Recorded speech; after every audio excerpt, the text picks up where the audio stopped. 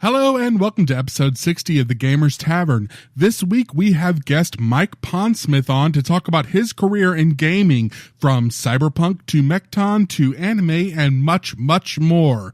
And please consider supporting us on Patreon at patreon.com/gamerstavern. Without further ado, grab a drink from the bar and take a seat at the table in the corner, and we'll be right back after this word from our sponsor. Are you looking for a new game to play? DriveThruRPG is the internet's largest source of role-playing games. Enjoy our game table episodes with Shadowrun, Dungeons & Dragons, or Mutants and Masterminds, and you want to join in? Or is World of Darkness, Battletech, or Fate more your thing? Or maybe you just want to check out games from our guests like Accursed and Shinetar, the Savage World settings. Just go to gamerstavern.org/drivethrurpg and you can have a new game to play in minutes. And they also have the largest selection of free games, source books, and starter sets anywhere in the world. Go to gamerstavern.org/drivethrurpg and support the show with every purchase.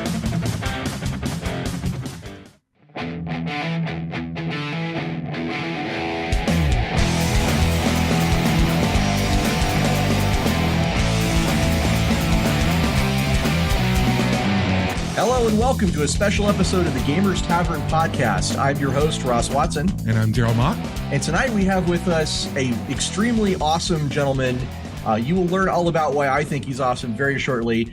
He is an Origins Awards Hall of Fame game designer. He teaches game design professionally. He's made a ton of games you've probably played.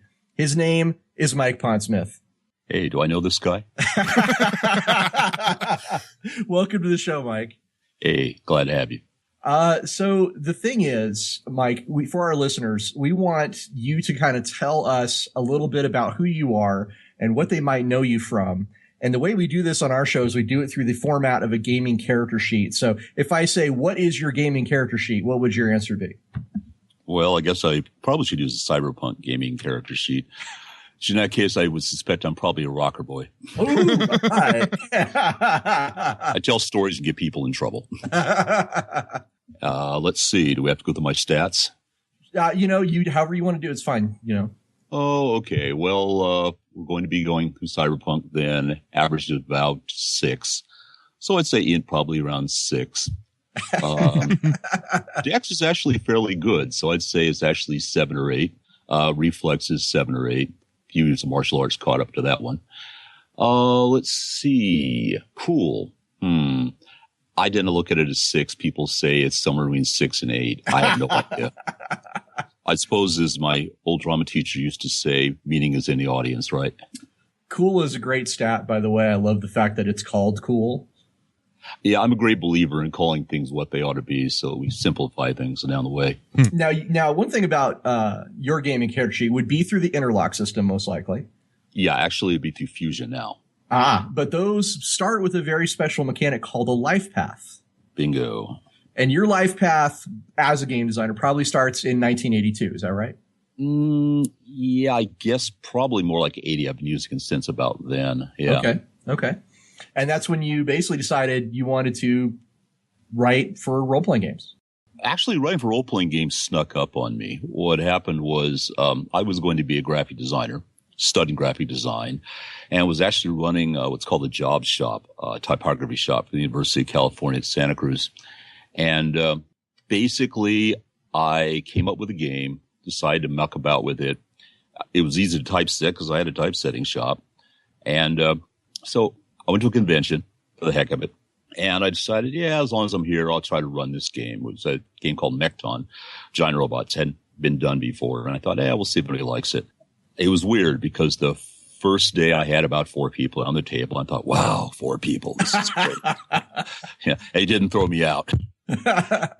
And I came back the next day and I figured I'd get another 4 people. I had 40 people around the table all saying, so we heard you had this giant robot game. And I went, okay, yeah. And I'm going, so you're going to actually publish it? And I'm going, hey, so it's already typeset. You can just put it out.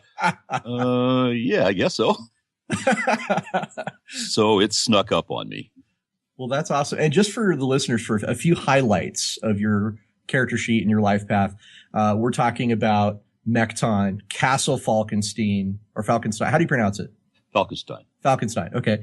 Mekton Zeta, Cyberpunk 2020, Cyber Generation, Teenagers from Outer Space, the Fusion System, which includes Champions of New Millennium, Bubblegum Crisis, several more, and a ton of video games. Stuff I certainly have played. I hope our listeners probably played Mech Commander 2, Crimson Skies, and a little game called The Matrix Online, a few other things. Am I leaving anything out? I think that's about most of it. Also Flight Simulator and Combat Flight Sim. Okay, there you go. See, I didn't know about those. You were, and for the listeners, just one last thing on his life path. He checks off the box, called President of Gamma. Yes. So that's your gaming character sheet. Is there anything else you want to say about that for the listeners about who you are and what they might know you from? Still have not been arrested yet, but as long as I keep moving and changing my address, they haven't caught up to me. Okay. Well, considering what happened with Steve Jackson games back in the 80s, I don't know if that's something we want to joke about too much. I figure they probably are monitoring all my phones by now. That's an interesting question because, we had an episode all about cyberpunk as a genre. Mm-hmm. And in that episode, we talked about the infamous Secret Service seizure of Steve Jackson's GURPS Cyberpunk. Right. Did you ever have to deal with anything regarding the feds in your game? As far as I know, not. Part of it is, unfortunately, one of the problems that Steve had was that one of his people who was working for him at the time was actually hooked up with the Legion of Doom. His hacker name was Mentor. Well, I think we should probably segue into our next segment of our show. This is where we talk about what we've been playing lately, and I want to start with my co-host Daryl. Daryl, what have you been playing lately, buddy? Well, I've had a lot going on, so I haven't had much time to do any gaming, unfortunately, but I did manage to try out a new board game that I was sent from Fireside Games. They're the ones who do the Castle Panic games. It's called Here Kitty Kitty, a crazy cat collecting game. Where each player plays a crazy cat lady, and you are trying to lure the neighborhood cats into your house. Nice. And steal cats from your neighbors. And it comes with like 30 different little minis for cats. It's awesome. It's kind of interesting because one of my son's friends is playing a variation of that right now. And she keeps coming over and waving her list of cats that she's gotten. Anything else, Daryl? That's the only thing I've had a chance to. I've actually got kind of sucked up into wrestling again over the weekend. Ooh, WrestleMania, right?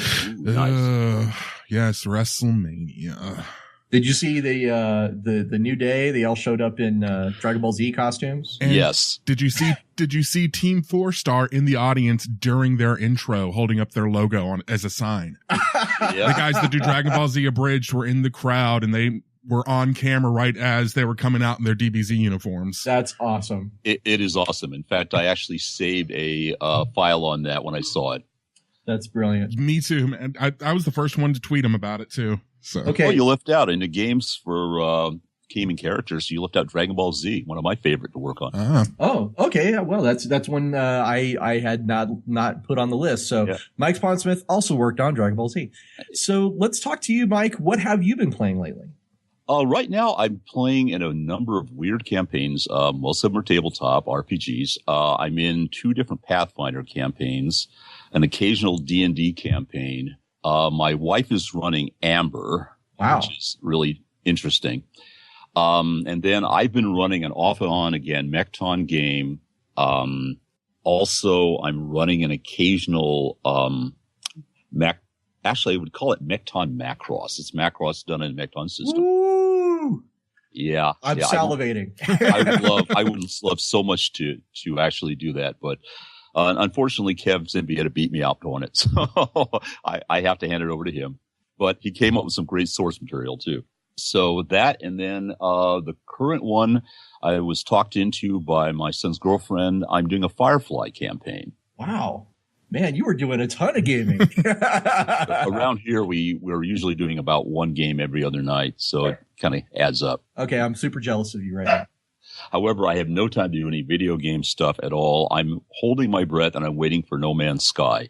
And then I'm going to just cease to do anything else but play it for the next, 2 years. I hear that, man.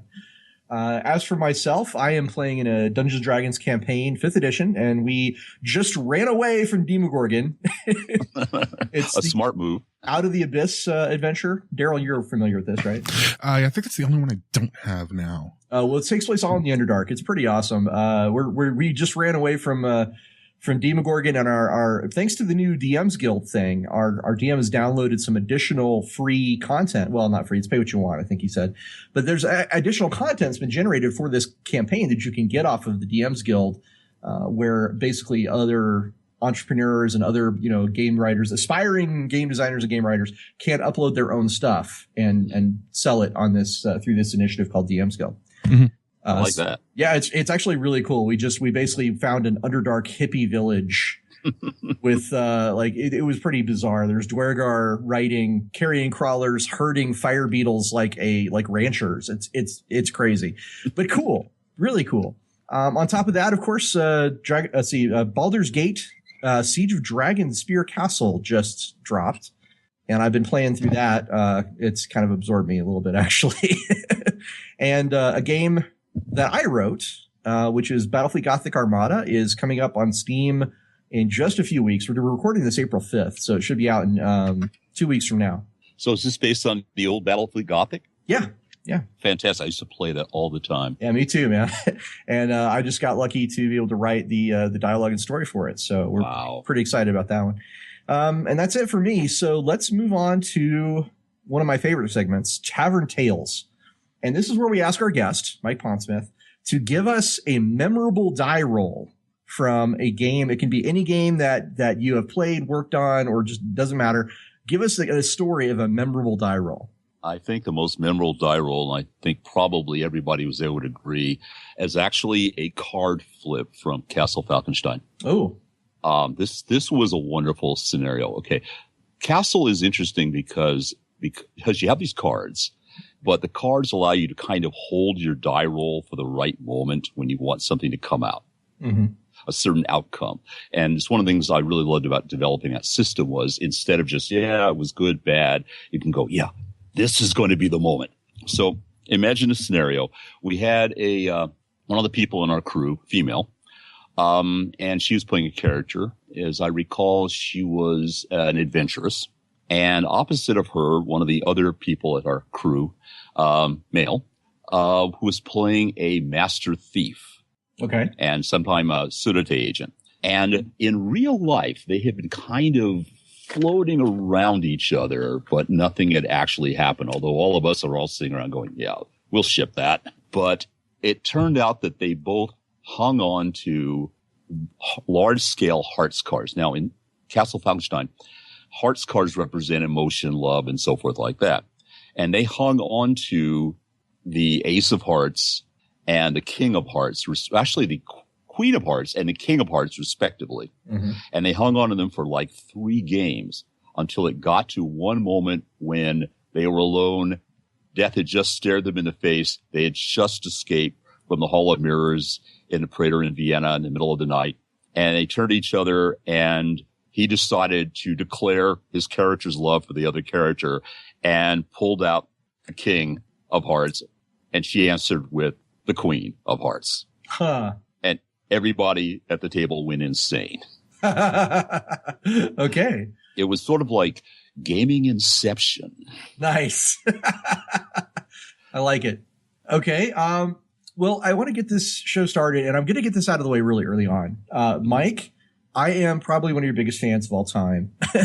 I have a list of top game designers, okay? And it goes basically like this. In the top, there's no like particular order, but there's Mike Pondsmith, there's Jordan Wiseman, there's Greg Kostikian, right? There's these really amazing game designers, and you're one of those guys to me. Like I am honored that you put me in that company, because that's pretty damn scary company.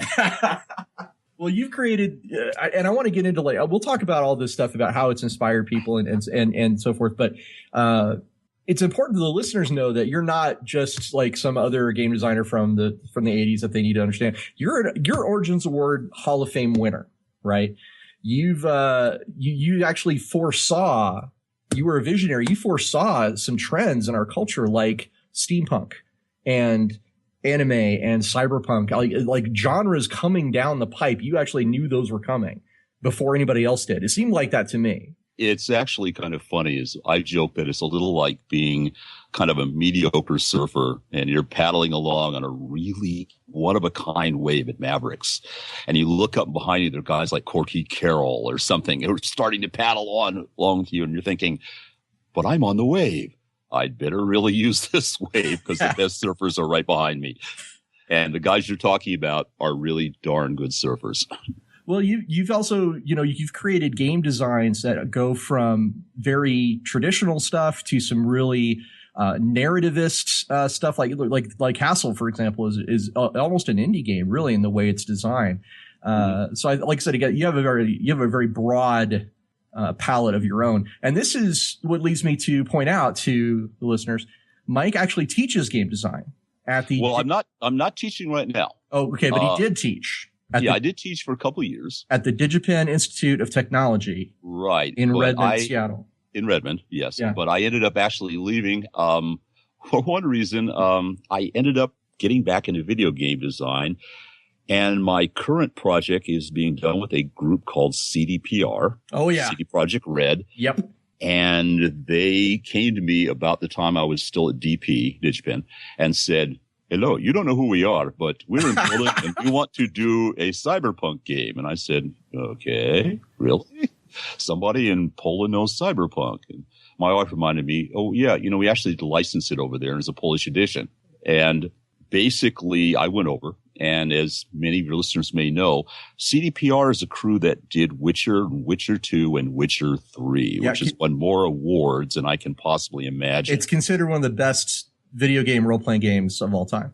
So we went over there, and, I've been working in video game design for the last 10 years. And I said, well, how good can it be? They're in Poland. And I went over and I saw their stuff, and I went, oh, my God, this is amazing stuff. And we want to talk about that, but we want to save that till the end just because that's the most coolest thing. However, the trick is that, you can't continue teaching or doing anything like that when you're flying over to Poland 2 or 3 times a year. Yeah, I have no doubt. No doubt. So you also own your own company, which is called our Talsorian, right? Yep. Now, can you tell us where the name of that company comes from? Okay.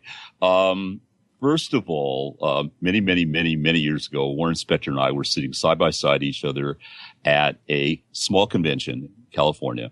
He worked for Steve Jackson at the time. And I was asking, what should we call the company that I'm trying to put together? And he said, whatever you do, don't name it after yourself. Steve Jackson Games. And I was thinking, no one's going to want to listen to Mike Pondsmith Games anyway. So we thought about it, and we ended up naming it after an investor in the company. And the investor was a middle-aged raisin farmer in the valley who needed to lose some money. And his son, who was a gamer in my group, talked him into it. And we were supposed to lose money, and somehow we didn't lose money. In fact, we made a lot of money that year, which totally honked off my friend's father. But we named the company after him because, as we said, there's no chance that Ross is ever going to show up at a convention. So it's perfect, Ross Talsorian Games, our Talsorian. Wow. Okay, so he's got my name. That's cool. I like Ross that. Or Talsorian? Ross. My name is also Ross. So yeah, that's super cool. So the origins of our Talsorian Games is the same origin as the film The Producers. Yeah, when you think about it. The amusing part was, at the time, we figured it'd be like FASA, which is nobody ever remembers, what it means, Fredonian Aerospace Administration. Wow. Yeah, that's amazing. Or TSR, Tactical Studies Research. So we figured our Talsorian, nobody can pronounce it, so it's going to be RTG. We were nerd of that idea of the RTG forever. No one would ever care about what it actually meant. Boy, I was surprised. Now, I want to get into the long list of games that you've created for tabletop. But before I do that, I want to ask you a serious question because our industry has been struggling with a long overdue conversation about diversity in gaming. And that conversation is starting to get heard around the industry, but I wanted to hear what your thoughts are on it. Well, it's an interesting problem because if I look at it from my own personal life situation, I've never really had any problems. I found the paper game industry was phenomenally welcoming. From the start, when I started doing stuff, people came up to me, told me how they did things, suggestions on how to get things done, where to go, who to contact. And it's been sort of like a family, in fact. So I directly haven't really encountered any particular problems. But I also know that when I started, I fell in with a pretty tough crowd. You know, we were dealing with TSR guys and the Champions crew. And so, you know, I had some good company to kind of watch my back. I can't really speak for anybody else. I also know there's a problem of diversity in terms of, you know, women in gaming as well, which that's the part of stuff the I've conversation. read. Part of it, you know, the things I've read are absolutely horrific. But oddly enough, I was talking to my wife this afternoon about it, and she was saying, yeah, I really haven't encountered much either. But, you know, my wife's 5'9", knows several martial arts, and has a voice almost as deep as mine. So, you know, she said, I always wonder whether anyone didn't take me serious. I said, you kidding? Half of them are afraid of you. And it says something that my wife is one of the more lethal Cyberpunk players I know. Well, I think it's fair to say that your games have always had a very good range of diversity. Oh, yeah. They demonstrate, well, particularly, I would say, particularly Mekton is very good at, you know, showing women kicking ass just as much as men. Oh, yeah. You know, Because stuff like that. That's the genre. And Yeah. I mean, I've never really stopped and thought, yeah, it should be a woman or it should be a man. I'm going, okay, what fits the character or the situation the best? And it's kind of interesting because, the current game group, for example, that I run with now, I'd say 2/3 of the players are young women in their early 20s. And they're not like lightweight players. These are hardcore, serious tactical players. Mm-hmm. And it fascinates me that somebody would ever get in a woman's face for playing. You know, I'm like, what? These are people you want on your side when you're going into the dungeon or into the street gangs group or whatever. Mm-hmm. You know, if someone can play, you want them there. You want them there to back you up. Well, I think that's a great statement, and I totally believe that. And we really appreciate you sharing your thoughts on that because, you know, you're not only a very influential guy, you know, you have been in the industry quite a while, and you know, you have a great perspective on this kind of thing. But let's switch gears a little bit because I do want to get into, for the listeners, the games you've been involved in, because your career stretches back at this point over 30 years. It's 36 years. If you started in 1980, it's 36 years. Well, it goes all the way back to when I worked at a video game company. Actually, my first job out of college called California Pacific. Uh-huh.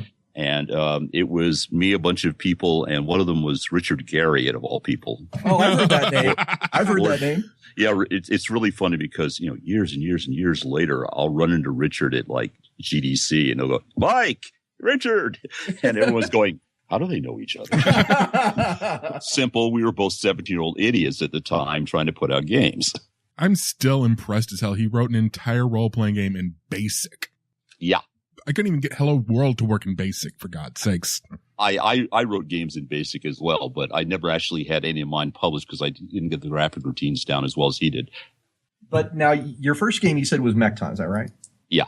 And this, of course, is influenced by the anime that was coming out at the time. We're talking about Gundam, right? Right. And anything else? I mean, you want to talk about any other influences that...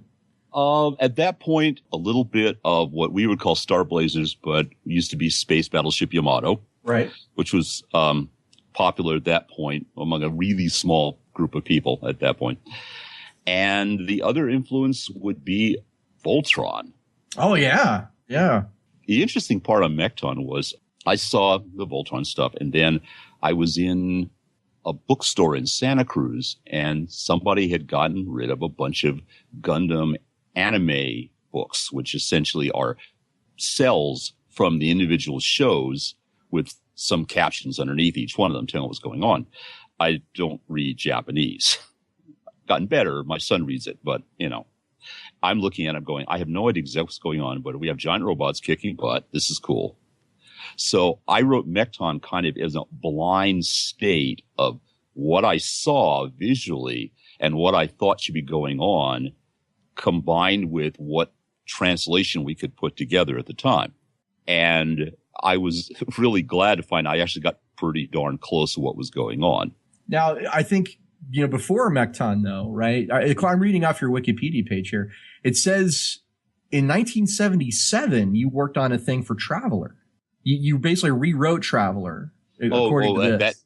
Well, yeah, the Wikipedia page, sometimes I have no idea. I go on there every so often and go, what? I did that? It's talking about a thing called Imperial Stars. Was talking about. Oh, I started actually pre-Mekton.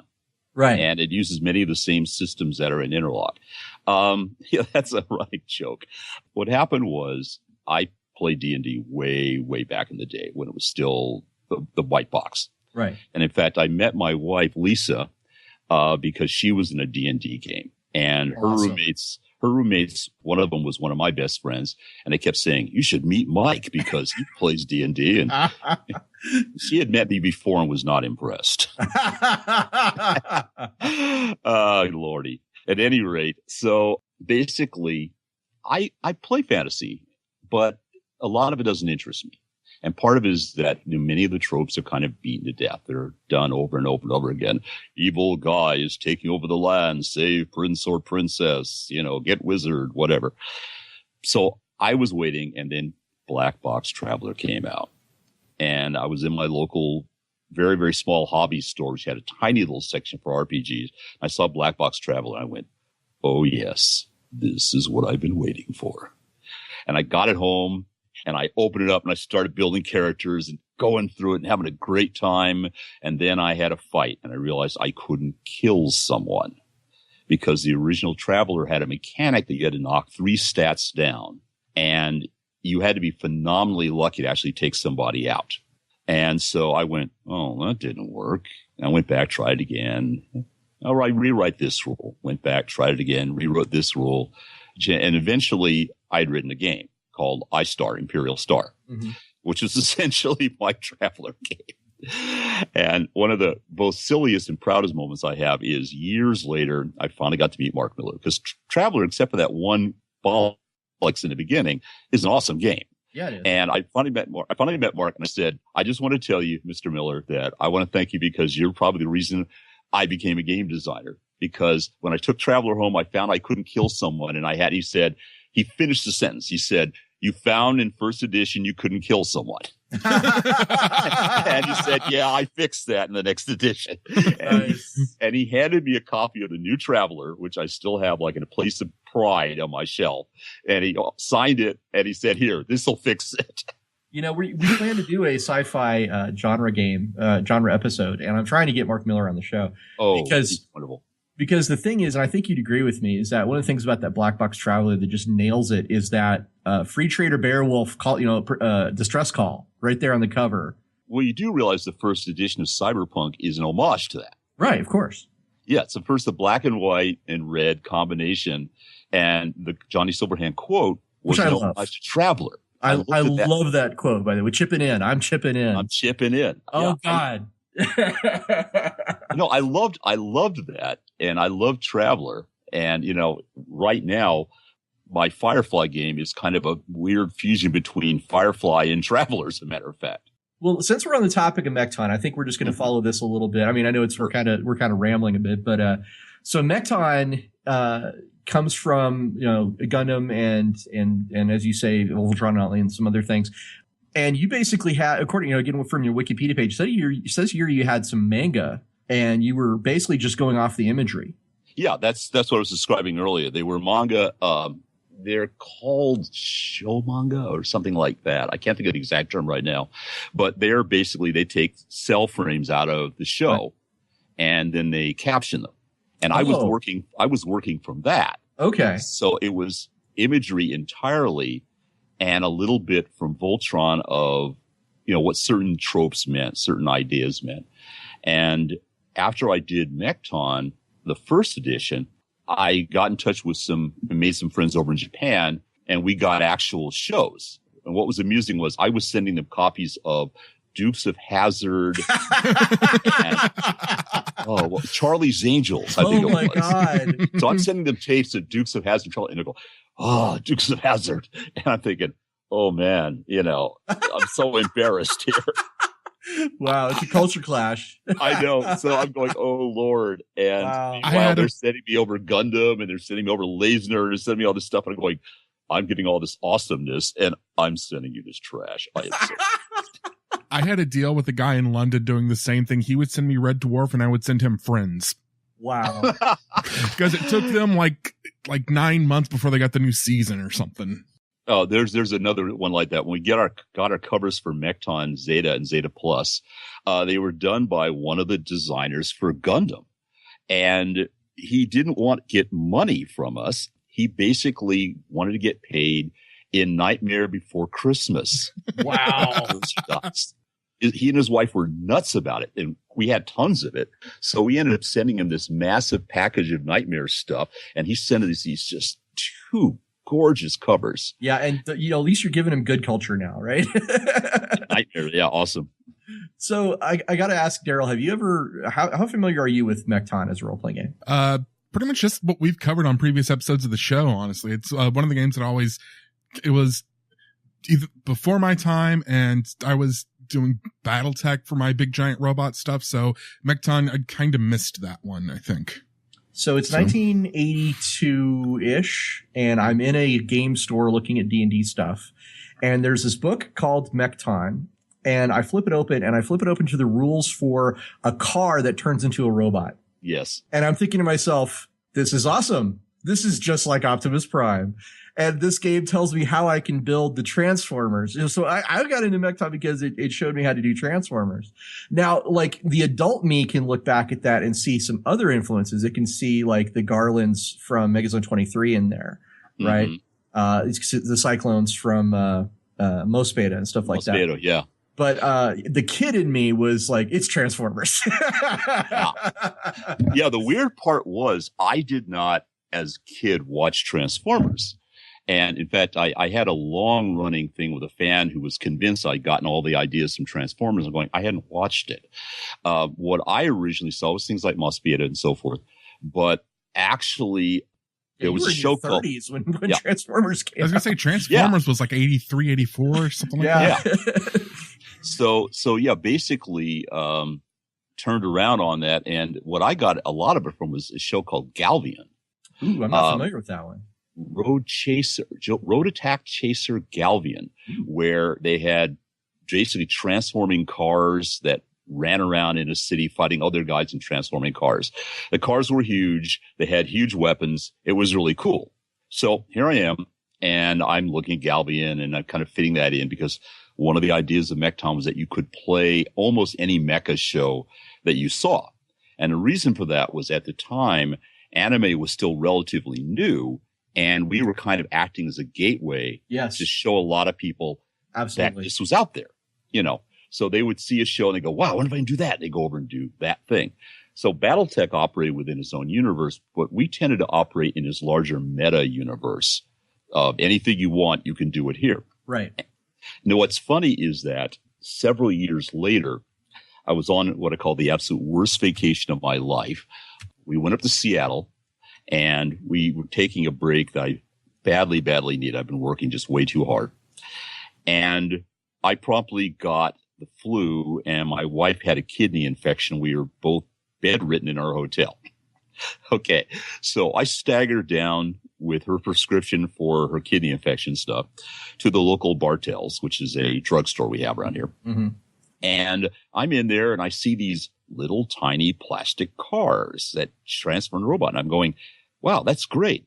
I can use these in Mekton. And I took them back, and I had bought Transformers. I had no idea. It's like, Transformers, okay, what's that? And this is amusing because I now have an insanely huge Transformers collection. In fact, within 6 feet of me, I must have about 40 Transformers on a shelf over here. Well, what's really interesting, I actually draw a line from Mekton to another company, DreamPod 9, because DreamPod 9 was an anime fan magazine. It was Permaculture Addicts. Yeah, Permaculture Addicts. Right. And we actually licensed DreamPod 9 for several years to do Mekton-based products. Yeah, Jovian Chronicles, yeah. Right. Which I love. It's also awesome. So it's interesting that I think we have a pretty, our Talsorian is one of the big companies in the gaming history. It's in the hobby. It's a big part of it. DreamPod 9 is not a small part of it. And I would say that, because of our Tal, DreamPod 9 became, maybe it's not the genesis, but it's certainly, part of the inspiration for that company and the things that it's made since then. Well, because they made the leap from the magazine to the game industry. Mm-hmm. Well, in the same way as, we were inspired by Traveller and games of that ilk as well. Right. Sure. That's a wonderful thing about this industry is that everybody loves everybody else's stuff. At convention, people come up and they go, yeah, I just played your new thing, whatever it was, and you were able to say, yeah, I played your new thing. It was really great. And everyone's busy just, high-fiving and going, yeah, you did something awesome there. And it doesn't happen in the video game industry. And I kind of miss that. Well, it does in a little bit. I'll get to that in a minute. But I want to point out, I think the Land Striker was, in fact, the book that I was looking at in 1980, in the 80s. Road Striker. Road Striker. Yeah. Road Striker was the one I was looking at. It was, I remember that name. Now, Mekton kind of started a system that you have created, and that system is called the Interlock system. And that actually spread out to multiple games. Mm-hmm. But Mekton has a couple of successors. Its first successor is Mekton Zeta. Mm-hmm. And we talked a little bit about this because of the artwork you have on the cover of that. I'm going to go a step further. Mekton Zeta is one of my favorite games.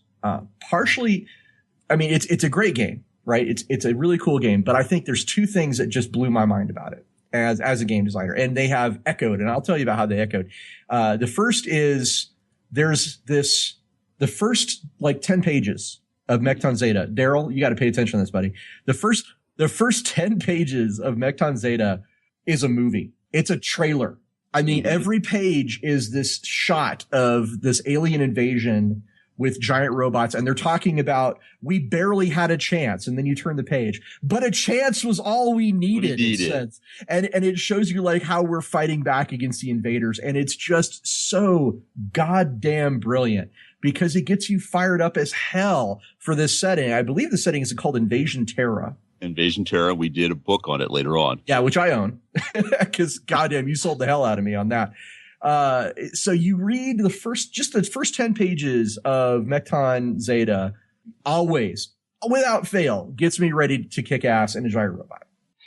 I have to give Mike McDonald, who's one of our old staffers, a lot of credit for that. He had a lot to do with setting up the basic ideas in that. And we all kind of sat down and said, what would we do if we had a show? And so Mike did a lot of the work in there, and I'm very proud of the stuff he did. It was excellent. However, interestingly enough, that had a great influence on the current project that we're slowly but surely hammering out, Mekton Zero, which does much of the same thing, but in a much more specific world setup for Algol. Well, I'm excited to see what happens there, but I got to tell you, I got to create my own role-playing games. I got to create Rogue Trader. I got to create Deathwatch. I got to create, work on some other stuff. And every time we would sit down and talk about how we wanted to market these things, especially Rogue Trader, because it takes place in outer space. Right. Yeah. You wrote Rogue Trader? Cool. Yeah. The 2009 edition. Yes. I will tell you, sir, that was excellent work. Well, thank you. Thank you very much. But it was inspired by Mekton Zeta's cinematic opening. Really? Every time we talked about how we wanted to make this game, kick ass and appeal to people, I would whip out Mekton Zeta and I'd read those first 10 pages and I would say, okay, how can I translate that into the 40K universe? So yeah, Mekton Zeta is a huge influence on me. I just wanted you to know that. Wow. Well, thanks. Now, Interlock is not just Mekton, though. It's Teenagers from Outer Space. Is that right? Teenagers and Cyberpunk. Well, let's talk about Teenagers for just a second. So if you had to give someone a one-sentence description of Teenagers from Outer Space, what would it be? The goofiest RPG you can play with your kids. Now, Daryl, I've always seen this as like the Urusei Yatsura role-playing game. I was going to say this is Lum, the role-playing game, is how I would sell it. It is Lum. It is Rock and Roll High School. It's Better Off Dead. I used not just stuff out of Japanese anime, although that was part of the baseline for it, but also from almost every teen comedy, risky business, you name it. It's designed to sort of do all of those at once. The more Lumic aspects came from the fact that, I was a big UI fan, but also the original Teenagers campaign And all those characters in the original Teenagers book were actual characters played by friends of mine in the original campaign, was much more Urusei Yatsura based. So it kind of continued. It's, I got to tell you, there's a guy here in Denver where I live, and he and I have been friends for, 20 years at this point. And his favorite game of all time is Teenagers from Outer Space.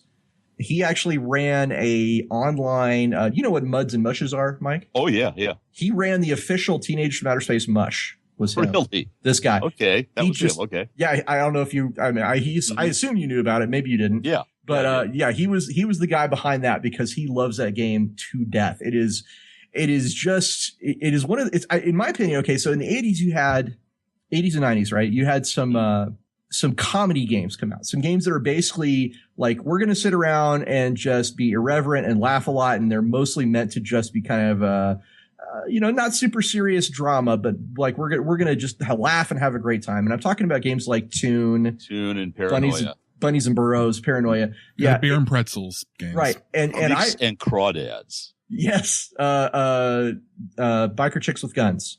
Yes. Things like that. I think the top of that list is Teenagers from Outer Space. The absolute best one of that, in my opinion, is Teenagers from Outer Space. And the reason why is because Toon, I felt like you were forcing the comedy. It didn't come organically. And Paranoia, had more to say. It was actually, they've actually done this in later editions of Paranoia, where it's more than just the comedy. It's actually social commentary and things like that. But Teenagers always, I thought, framed the context so well that you couldn't help but laugh. You couldn't help but come up with some humorous, wacky situations. So that's what I wanted to say about that. The entire idea of Teenagers was to basically make a funny game where we made it easy for you to be funny. For example, the entire back end, the TV guide section of Teenagers is just basically bad situation comedies that are funny just inherently. Right. The classics, your parents are suddenly like de-aged. You have a pet that goes rogue, whatever. They're all things that we've seen before. And so the touchstones are there and we know what's funny about that scene. Right. So when we have to run it, we in turn know how to make it funny. That's what I was missing from Toon was like, how do I do this? Right. Like I can make the character and he's got all these wacky abilities, but how do I actually make a story? And Teenagers would really do that for you. Which I thought was great. Now, Daryl, have you ever seen Teenagers from Outer Space? This is one of the big, I want to go back and just smack my younger self because Teenagers from Outer Space, I saw the original cover art and the name, and I thought it was, instead of an homage to, like anime, I was a big Rumiko Takahashi fan growing up as a teenager. Mm-hmm. And if I'd known that that's what it was about, I would have been all over this game. I thought it was like 50s and 60s bug-eyed alien monsters was the homage on that. You thought it was like Happy Days. Yeah. No, not like that. And then like the aliens land and it's like, okay, we have to run away from the fly creature this week. Nope. I thought like the old drive-in movies, I thought that's what it was. And I am kicking myself.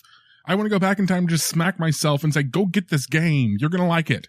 Well, just go to my past self and tell me that because I would have loved this. If it's still in print, yes. We have copies and I'll send you one. Give me an address later and I'll send you a copy. You get caught up. Okay. You're on, Mike. You're on. Yeah, actually, I'll tell you a little side story about that. Teenagers actually ended up influencing me to, one, go back to paper games. Uh-huh. After 10, almost 12 years of doing digital games over at Microsoft and other places. And it also dragged my son into the business because he's now a designer in his own right. And it basically was, I'd done 5-6 years at Microsoft and was working on all these projects. And you're thinking, yeah, I'm a video game designer. My kid should probably get some street cred for that somewhere, right? Mm-hmm. And instead it's kind of like, yeah, dad goes to work, big deal. And then one day he wanders in and he's about 10 and he's got a copy of Teenagers and it's an edition I don't actually have anymore. And he says, Dad, did you have anything to do with this? And I said, yeah, I wrote it. And he said, really? As it turned out, his current girlfriend's dad was an old school gamer. And when they decided that they were going to game, he gave them a copy of it and said, here, this is a good start. Wow. So I ended up running a Teenagers from Outer Space game for my son and his friends. Awesome. And by the time I was done, it occurred to me that, I really kind of enjoy doing this. And it's more fun than the digital stuff I'm doing right now, which is, starting to feel a lot like work. Okay, so, let's leave behind the teenagers for a minute and let's talk about the future in terms of Cyberpunk, because Cyberpunk was probably, you can correct me on this one, Mike, but from an outside perspective, it always seemed like this was your big game. This was the one that had the largest market penetration was Cyberpunk. Yeah. 9 languages.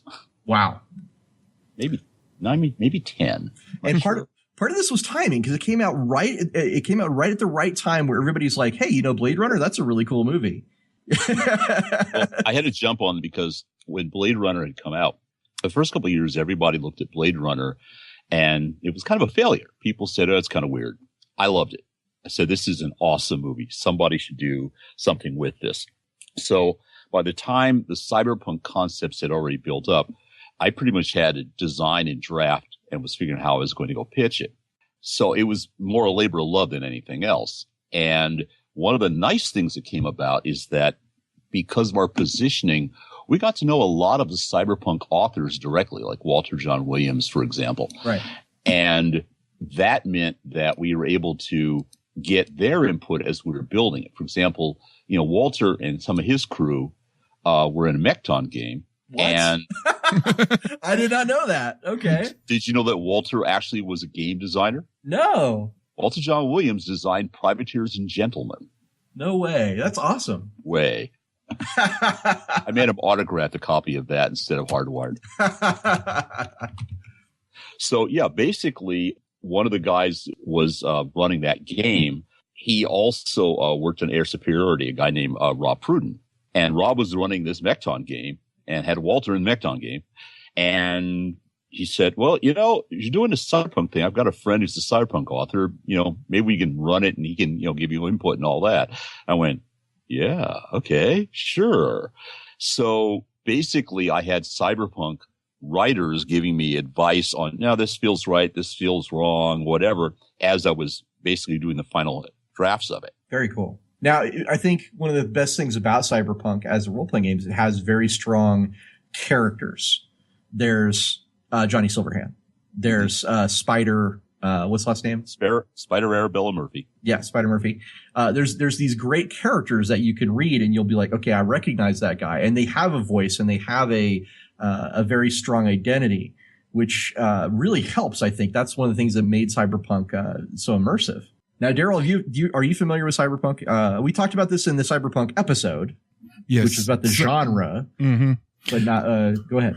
Cyberpunk and the various versions of it are games that were, I've always been, I'm sorry, Mike, I've always been a Shadowrun guy. It was my first role-playing game. I'm sorry. I'll forgive you. But, because Shadowrun was my first role-playing game, I was very exposed to Cyberpunk right off. So it's like, oh, hey, this is a cool idea. Yoink, put this in my Shadowrun game. Yoink, put this in my Shadowrun game. Right. Yoink, put this in my Shadowrun game. Well, we do have a whole episode about Cyberpunk and we have one about Shadowrun too. So, yeah. I mean, just go listen to those. But the short version, Mike, is I'm also a Shadowrun fanatic. And we both were like, Cyberpunk's great. The thing I think drew us though to Shadowrun was it has this, what I like to call the adventuring paradigm, but another way, I think Robin Laws calls it the core activity, right? Which is Mr. Johnson hires you to do a job. It's the context for building the character of who I am and what I'm doing and what we're supposed to, how we're supposed to interact with the world. And I think Cyberpunk had a great world and had a great, it had a lot of great material, but there was that same problem I kind of had with 2. And I'm like, now what do I do with it? Your problem with that is that in addition, Shadowrun was kind of the next step for people who started off playing something like D&D. Because when you get down to it, a large chunk of Shadowrun basically is a D&D game with the components of a D&D game, and it's simply just ported into a semi-cyberpunk universe. That's a good point. And so it was kind of like an easy way to make the jump. And then later, if you knew more about the cyberpunk genre from a literary standpoint, you might shift over, pick things up from Cyberpunk instead. But we came from the literary viewpoint originally, and it paid off for us because we essentially were able to get the real authors for the most part to be involved in that, to write for us and, talk to us about it. And that was our niche, and it's kind of funny is, Jordan and I are friends, and we have a running gag that we always tackle similar projects, but from different angles. Right. And, that's a good way to put it. We keep putting it, back and forth that way. Because there's Battletech and Mekton, mm-hmm. and there's Shadowrun and Cyberpunk. And usually the interesting thing is that a mutual friend of ours, many years ago, they had a Strata Libre in Italy, Giovanni Gingelis, said, you and Jordan always come up with the same idea, but you come up with it 6 months earlier. And we talked about that a little bit, that you're this visionary guy that's always been on the forefront of the newest cultural shift. For many years you were. And like I said, Cyberpunk was exactly the right game at the right time. I think it hit the market earlier than Shadowrun, in fact. It did. It did by actually almost a year. And the thing that was kind of amusing again was in each case we kind of covered that ground and, colonized it. And as it usually turned out, between us, we and FASA would basically end up taking over whatever market genre was there. And we took one end of it and they took the other end. So really quick, Cyberpunk 2020, which, of course, we're going to talk about that later in this video game version. But it's set in a place like the primary setting's Night City. And we talked about these characters, Johnny Silverhand. It really, I love the way that you say this. It's very literary because it does have a lot of those things from cyberpunk literature, like the rockers and the idea that the cultural movement is as important as the technological movement. Mm-hmm. And I love that. And I'm really excited to see, and again, we'll get into this later, but I'm really excited to see how this translates into the immersive world that CD Projekt Red can build. So, well, I knew we were in good hands when I went over there and I started talking to everybody. And they, like you, mentioned, we have to put Johnny Silverhand in. Yes, and we have to have alts, and we have to have these. They knew the characters. And if you look at the video they did, the intro. Oh God, yes, like 10 times. Something about 18 times. So. There's stuff scattered throughout that I just went, oh, they got that. Oh yeah, Arasaka, yeah. And you all the way down to if you look at the guns, you'll find Militech. Yeah, carved into the guns and things. So one of the wonderful things was it's one of those bread on the water things. When we did the Polish edition, essentially someone came to us and said, we want to do Polish Cyberpunk. And I said, okay, that's behind the Iron Curtain, isn't it? How are you going to smuggle that in? And they said, don't worry about it. And as it turned out, they did a Polish edition, and these guys grew up playing it. As one of them said to me, back then we had communism and we had Cyberpunk. and so they, we've had Cyberpunk optioned, I don't know how long, forever by different companies. And these guys got it, and I look at it and I just go, yeah, they've got it. They have the capability. And when I went over, they were just starting, they're about halfway through Witcher 3. So I could see some of the things they were going to do with Witcher 3. And I'm going, yeah, if these guys can translate what they want to do here to a Cyberpunk game, this is going to be awesome. Yeah. And I don't want to get too crazy because we have a whole section set aside for video games. So let me bring it back really quick to Cyberpunk. You were talking about, well, I mentioned this actually, that there's a thing called the life path. And I think Cyberpunk, the life path was the most important part. Yes. In my opinion. So could you tell the listeners, and I guess Daryl probably, what is the life path and what is it in the interlock system? Okay. Life path actually came about way the heck back in Mekton. And the reason it exists is that people don't automatically know how to play characters within a genre. People are always trying to approach them. And if they don't really know a lot about that genre, they do an XP of something that kind of might fit. But they're limited by what they don't know. For example, when we wrote Mekton, nobody knew any of the tropes for Japanese animation.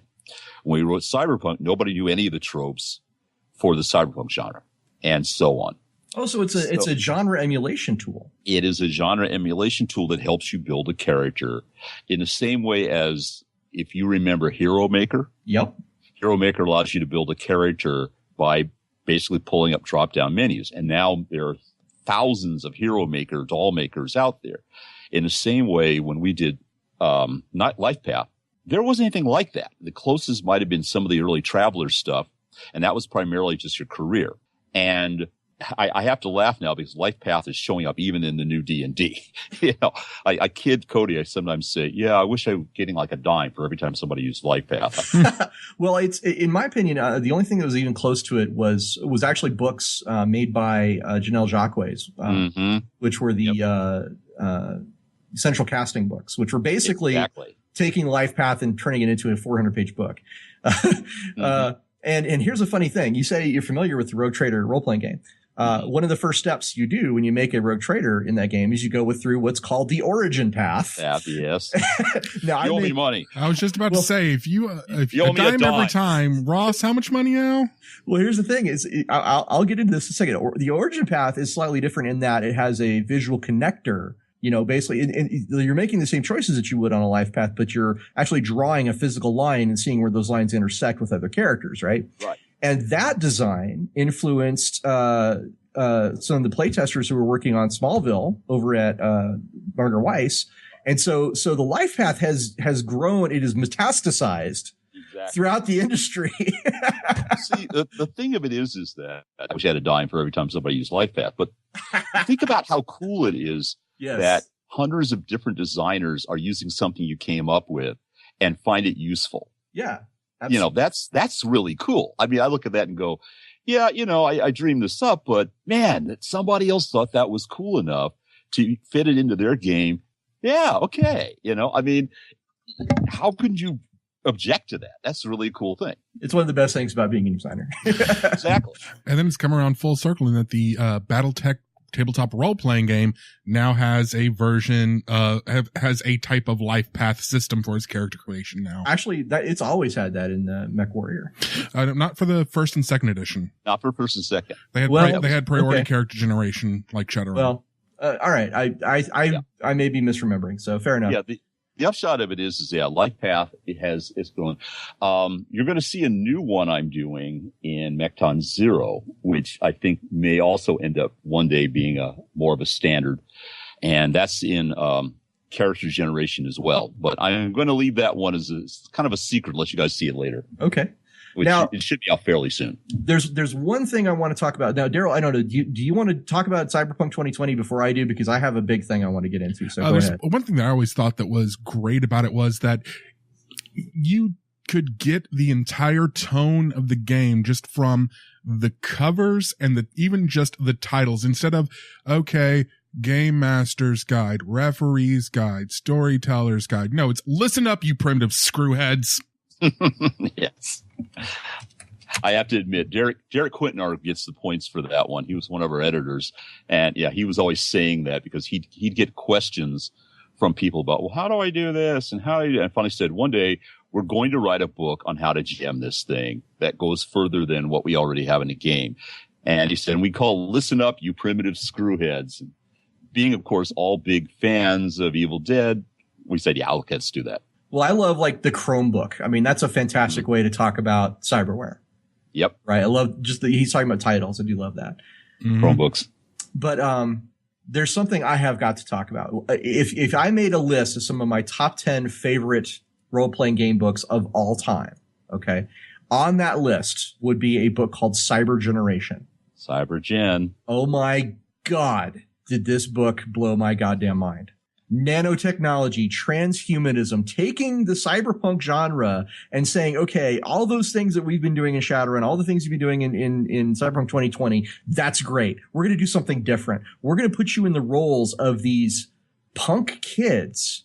We're talking teenagers with these nanotech powers, basically, because their bodies have been altered by a plague. And man, is it badass. I mean, it is capital B, capital A, badass. Cyber Generation is freaking fantastic. So I wanted to tell you that, Mike. I love it. Well, I'll tell you one back. I adore it. Oh, I'm glad you like it. I'll give you one back. Let's say Cyber Generation isn't done yet. Oh, all right. Okay, there's more Cyber Generation to come. And about the only way to put it would be, well, we're doing an awful lot of apocalyptic teenagers. It's now in the culture. So we started a big chunk of that. So we're going to finish it. So you're talking about like Maze Runners and Hunger Game type stuff. Okay. Now, really quick for the listener, Cyber Generation, you're not just playing a teenager and it's all angst. No. What is, Mike, tell us what is Cyber Generation when we're playing it? What are we doing? What's the core activity? The deal is this. When you're a cyberpunk, you are basically somewhere in your 20s to 30s. You are a mature adult. You have a lot of your life at least worked out enough to kind of make your way in the world.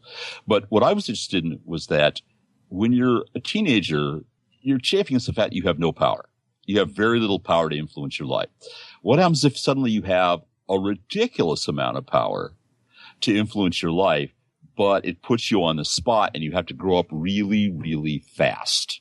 And one of the fascinating parts for me about CyberGen is the idea that if you grew up in a world where it was cyberpunk 24/7 from the day you were born, that's not a big shock in your life anymore. You're used to going out and dodging the go gangs. You're used to people having firefights outside your house. In fact, you consider yourself lucky to have a house. So by the time you reach teenagerhood and you're being able to actually move around and do things in the world as a beginning adult, you already know the ropes far better than probably your parents did because you grew up in a whole mess. So CyberGen was about taking away all the major adult power structures and instead saying, okay, if I were 14 and I had superpowers, basically, in the context of the world I'm in, what would I do with them? You know, what would be important to me? My groups would be important to me. My friends would be important to me. I wouldn't be trying to take down a corporation. I don't really care about that. But what I do care about is, stealing the latest hoverboard from them. Yeah. And I, to me, in my opinion, it always struck me as like you were watching Akira, or you were watching Battle Angel and getting a lot of your inspiration from those shows and applying that to Cyberpunk in a way that we hadn't seen before. Because everybody had seen Akira and everybody had seen Battle Angel, but they were applying them to Cyberpunk in the way you're saying, like, I'm an adult, I have like tons of money, I'm a jet setter, I fly around the world and do these rock concerts or, whatever, right? I'm a highly paid assassin, right? And you flip that on its head. And that's what I loved about Cyber Generation. Cyber Generation has a really strong fan following, and that's one reason we want to revisit it and do a lot more with it. Okay. So I think we've just about talked about all the Cyberpunk stuff. Really quick, Daryl, the guys that are really important, the characters. We talked about Johnny Silverhand, but there's also Raish Bartmoss, if I'm pronouncing that correctly. Raish Bartmoss. Morgan Blackhand, who's kind of like the Wolverine of the setting. Yep. Right? Those are the guys that I wanted to make sure I mention alongside Johnny Silverhand and Spider Murphy. And of course, you can't do Cyberpunk without talking about briefly Netrunner, which was a very popular collectible card game, which I think has now been adopted into the Android universe. Right. Which is another really cool Cyberpunk setting. So there you go. All right. Now moving on from Cyberpunk, we'll touch on Castle Falkenstein. Castle Falkenstein. Yeah. Now, I never played this. I got to be honest with you, but I know there's a lot of people who play it in LARPs. Like this is one of the first, in my opinion, this is one of the early LARP games that really struck out on its own. Well, basically that and Vampire. Right.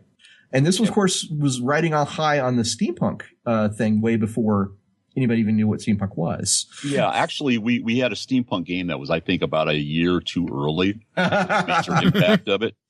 But basically it was a very seminal thing. Part of the problem was, when I come up with these things, I am doing what I call reading the culture conf. I'm wandering around looking at what is going to happen, what wave is going to come up in the next 2 to 3 years. Right. So, that's a tremendous amount of just, cruising the net, research, going places, talking to people, listening, and trawling the media. And the cyberpunk thing was already big in both Europe and Japan. And so, the beginnings were there. The steampunk thing had totally broken out in Japan. Really? Yeah. It had already broken out. People were, for example, almost look at anything in Studio Ghibli. Yeah. Okay. Good point. Like Castle in the Sky.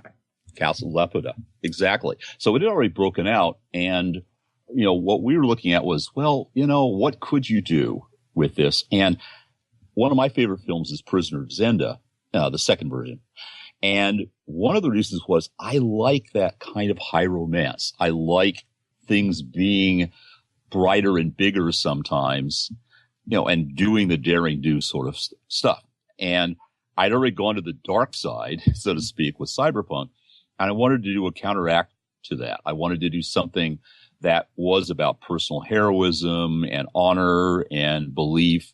And to do that, I had to kind of create a Victorian age that had never really existed.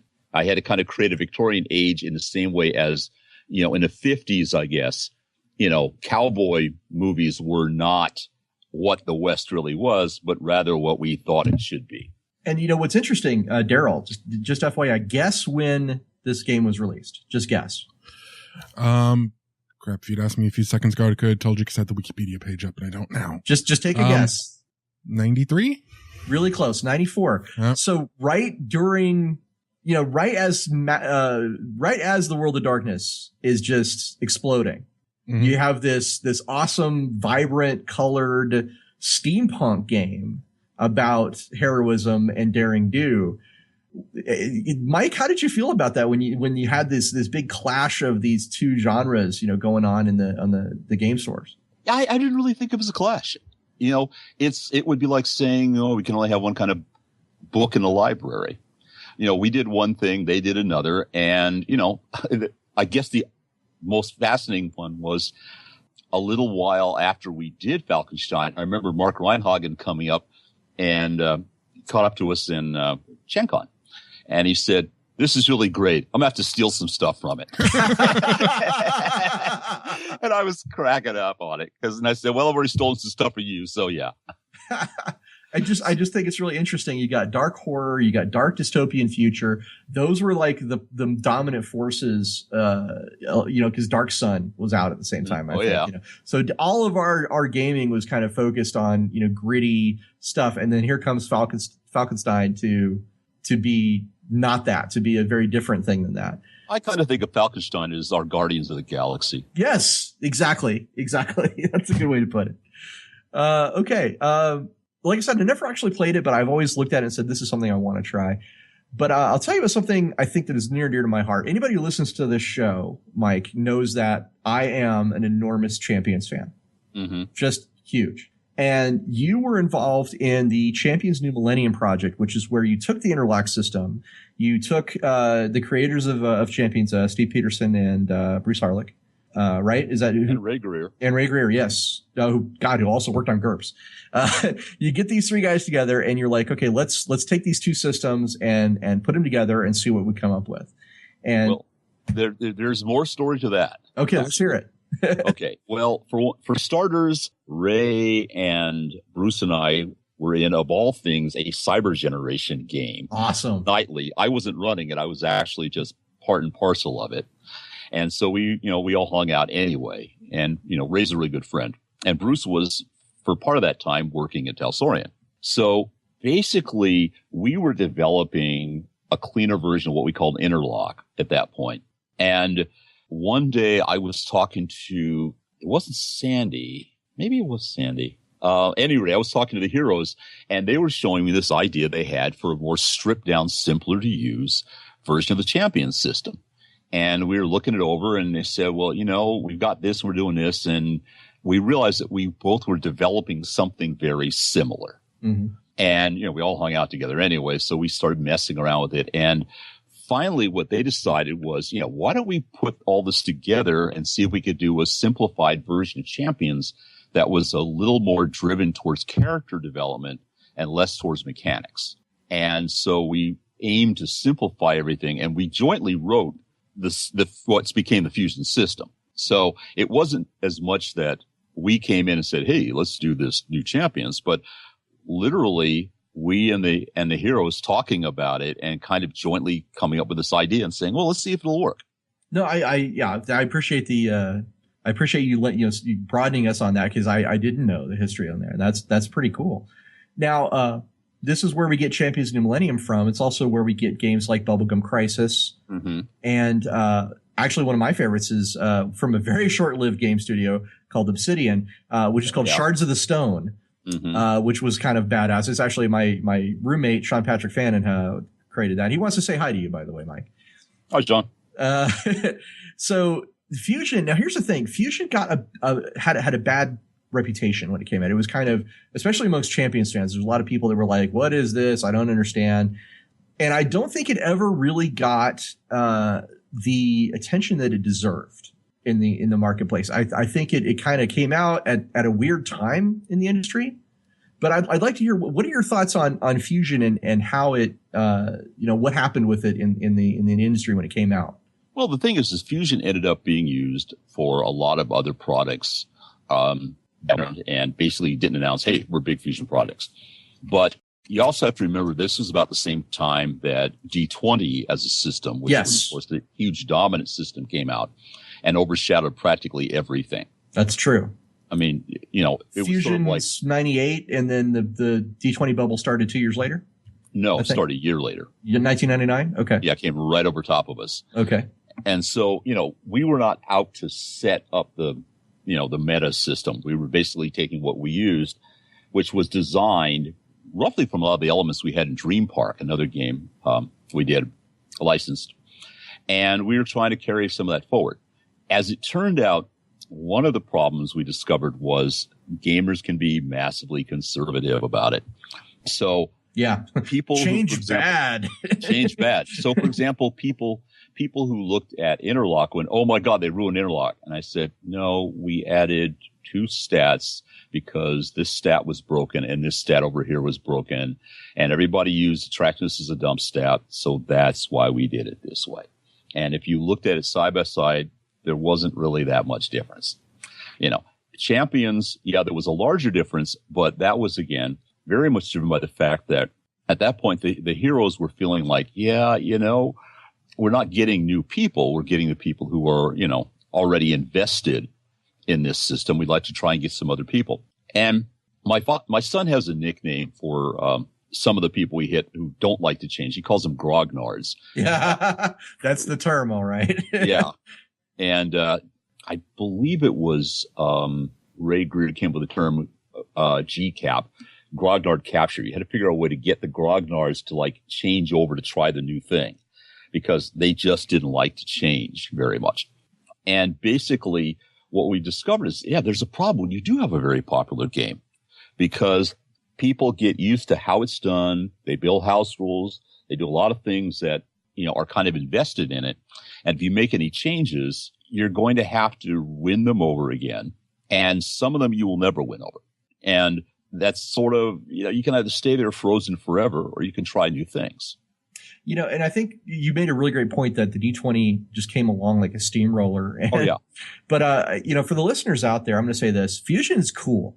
It is not a bad system. It's a good system.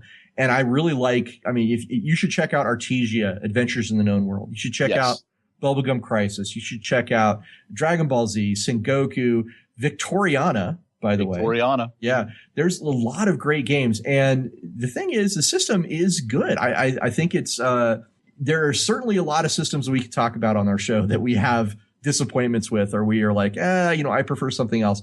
But Fusion is one of those things I would say, if somebody said, "Hey, let's run Fusion," I'd be like, "Let's do it. I'm in." Well, I'll tell you, Shards of the Stone. Let's go.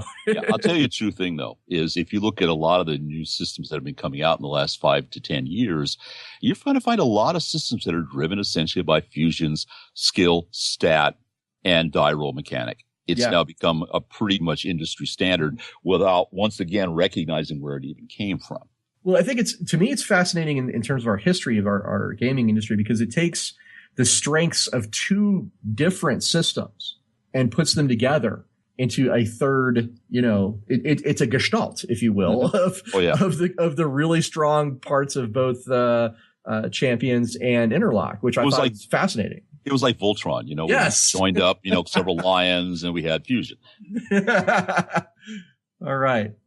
So let's say what's your favorite Fusion game? Let me ask that question really quick. Mine? Yeah. Interesting call there. I would probably say the new version of Mekton, but following that, I would have to say Dragon Ball Z. Nice. Dragon Ball Z, because we had, in fact, Dragon Ball Z was the first place we really field tested Fusion, because what we were looking at was, in a Champions style environment, how could you build Dragon Ball characters? What scale would they end up being? It's over 9,000. It's over 9,000. Well, about until it's over 1 million. I could tell you stories of how I had to calculate that stuff too. But what we were most proud of was that Toriyama actually liked what we did and thought we had it nailed. So, nice. We kind of went, okay, the man likes it. Yeah, we also already has a wicked sense of humor for puns. Oh, yeah. Now, Daryl, did you ever play any Fusion? I did not, but I was kind of curious about the Dragon Ball game and how that would have, because that's one thing I've always thought would make a great role-playing game, but I could never wrap my hand around, because of the way that Toriyama plots his stories. I could never wrap my head around how you could translate that to a game and have anything resembling a balance to it, because of the vast scales of power that goes on there. The answer to that is that power levels, to quote Toriyama, mean nothing. I was going to say, I like the Toriyama point blank said that once. Power levels mean nothing. Here's the deal. When everybody is 25 feet tall, completely covered with hair, I can throw lightning bolts from their hands, then everybody is essentially first level. So what you have to understand with Dragon Ball is that the wicked truth is, basically, everybody behind the Saiyans and, lower, say, semi-Saiyans, Super Saiyans, whatever, are window dressing. We can destroy the world and somebody will wish it back with the Dragon Balls exactly the way it was at the end of the adventure. And it will always be that way. There's always a massive reset button. So when we did Dragon Ball, what we did was we literally designed a game that had the largest number of dice ever necessary to be thrown. But then we did a shorthand that said, okay, well, you can use base 10 on this. Okay. So yeah, you throw over 9,000 dice, but you don't actually have to go throw 9,000 dice. You can throw 9 and multiply, because the numbers proportionally don't matter as much. In Champions, which is what we were baselining against at the time when I was working on Dragon Ball, in Champions, we realized rather rapidly that at the time, Krillin, as he was scaled at the end of the second saga, could hand Superman his butt in a sack without working hard. Krillin is the strongest human. Yeah, and Krillin can go there and smack Superman around and then destructive disc him, and the party's over. But you weren't going to be meeting Superman or anybody else lower. They were going to be standing there going, "Wait, leave this." So you had to worry about the fact that the guy who could kick Superman's butt was at the bottom of the pig pile, and that everybody else was essentially 20 levels above him and getting higher. And after a while, it became, Krillin, tell you what, go sneak around, find out where the androids are, and try to stay out of trouble. Yeah, because when Cell can fart out characters that can whoop his ass. Yeah. All right, you guys are like way ahead of me on this Dragon Ball Z thing. Sorry, I got really into Dragon Ball again recently, but for two reasons. One was Dragon Ball Z Abridged by Team 4-Star. Oh, yes. And two is... Which is insane. Oh, I love it. It is... As much as because I kind of grew up with the original, but I think I like their story better, the actual story structure, because it started off as like another one of those parody abridged series where they're just making jokes, but no, the story structure and the characters are amazing. Especially they've got to the point where they can do live plays where it's Vegeta playing a video game and it feels like this is Vegeta playing a video game. Okay. No, they nailed it. Their version of Vegeta is one of my absolute favorite, and particularly the stuff between him and Bulma. I never bought the Bulma Vegeta ship. It was set up until I saw their version of it. And then I went, okay, they nailed the entire bit where he's in the gravity chamber and she's giving him direct. And they end the conversation with my room, 10 minutes. You're going, yes, that was it. It was all set. Okay. I got let's bring it back here for a second, because Mike, you've experienced an awful lot of great success, as a game designer. You've had a couple stumbling blocks along the way too, right? And I wanted to ask you about a couple of those. Could you, kind of give us the lowdown on some products that have had some kind of mixed reviews. Let's talk about Cyberpunk 3rd Edition for one. 3rd Edition. 3rd Edition is a really good example of why you should not entirely listen to your fan base. We had done Cyberpunk, and we got a lot of people writing about the idea of we should do more transhumanism stuff. Cyberpunk was old hat and so forth like that. So I went down the transhuman route. The problem is that transhumanism, by its very nature, is more philosophical than it is action. And so as a result, it's very, very hard to put an action-driven action movie kind of sense around it. And I think that was one of the biggest problems with that. Another one was, to be honest, my attention span was being split between that and, at the time, 3 different projects for Microsoft, which were having me leave the office at 4 in the morning and come back at 9 the morning. So it was a split of attention and also wanting to go down this route that people said I should do. But I think in the end, it's that particular style of transhuman background is very, very tough to pull off. Dave Ackerman, who's our production manager, has often said it would work better if we had never called it Cyberpunk. I think that's a pretty reasonable statement to make. Now, let me ask you a question. If you could do it again, if you could go back in time and do the Cyberpunk 3rd Edition, would you do the artwork differently? Oh, yeah, definitely. Okay. Definitely. And can you, for the listeners, can you tell us why you would do the artwork differently? Oh, well, we tried an experiment. I collect 6-scale action figures, and they get very, very realistic. And I wanted to try something that looked a little more like it was pictures of the world as opposed to drawn images in the world. Right. I wanted it to have a very cinema verite kind of, you're looking into the world, and these are photographs of real people and so forth. And I knew that from Solo of Fortune, I knew that we weren't going to be able to get people that would look realistic in that. So I tried action figures where I could actually build the parts onto them, photo manipulate them, and so forth. Didn't work. And the thing about it is you're going to have successes and you're going to have things that just bloody don't work. And if you're going to go to the edge, if you're going to try new things, you have to take those risks. Yeah, I think absolutely you're totally correct on that. So yeah, there's things I would do differently, but I wouldn't sit around and go, oh yeah, that didn't work. Well, yeah, it didn't work, and I did the things that did work, and actually a larger percentage of things that work. Yeah. And, in the long run, if I can look at my, overall legacy, such as it is, I would go, yeah, most of the ideas worked and they were just as risky and some didn't. And that's the price you pay for trying to do stuff that's out on the edge. Okay, that's a fair point. So let me ask you, can you tell us about what's going on with the Mekton Zero? Mekton Zero. Mekton Zero is having some of the issues of technology. When we restarted everything at Talsorian after my long Microsoft stint, we had machines that were at that point 15 years old. Right. And we were using older technology, and a lot of the stuff was designed around that. Older software too, like Quark. Older software like Quark and so forth like that. So, we went in and we converted things and started building it. To make a long story short, one of the big issues became that the software and the hardware couldn't keep up with the needs. We had have some very, very ambitious and aggressive design elements in there. And one of the things we found was, well, I'll give you a case in point. We had a request from one of the fans in the Kickstarter who wanted us to use not an old-fashioned font, but something new and modern. So we tried a different font. We didn't find out for 4 months into it that the font was basically corrupted.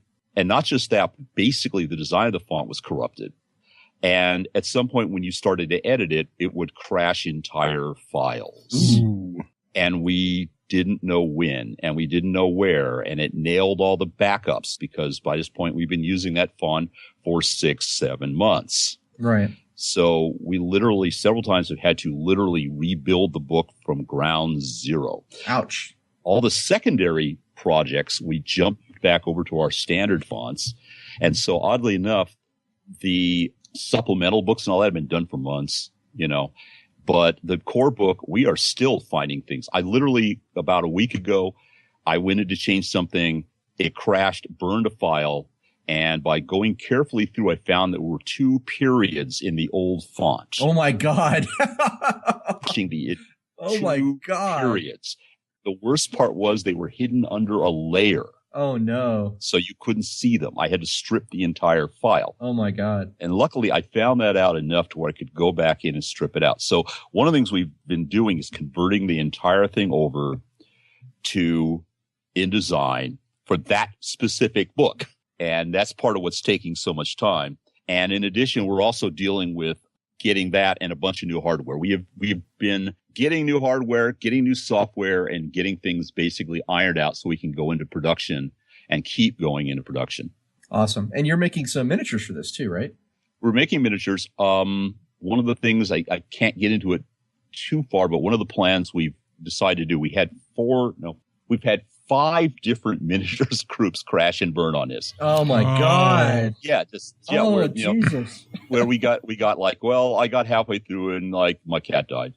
Something like that. Oh no. So we're now doing them digitally and we're going to set it up. The plan is that not only will we be able to do them digitally, but because of that, we will be able to then do specialized versions for people on demand. That's the long-term plan.